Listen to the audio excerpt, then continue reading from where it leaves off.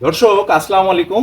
আজকে এসেছি একটা গ্রিন হাউস প্রযুক্তিতে শসা উৎপাদন কিভাবে হয়েছে উন্নত প্রযুক্তিতে হাইব্রিড জাতের এটা লং জাপান নামে একটা প্রজাতি। এই শসাগুলো কিন্তু প্রায় 18 ইঞ্চি লম্বা হয়েছে। তো এই শসা কিন্তু এখনো আরো বড় হবে, আরো পোক্ত হবে। এখনো 10 থেকে 12 দিন পরে এই শসাগুলো কাটার সময় হয়ে যাবে। তো এমন প্রজাতি যে প্রতিটা থোকায় থোকায় কিন্তু শসা ধরেছে, হাজারে হাজার। যেটা আপনাদেরকে দেখাচ্ছি, প্রতিটা থোকায় থোকায় কিন্তু এই যে দেখেন, এই যে যে শসাগুলো, এই যে যে বড় যে মাপের যে শসাটা হয়েছে, এই ধরনের বড় বড় শসা হবে।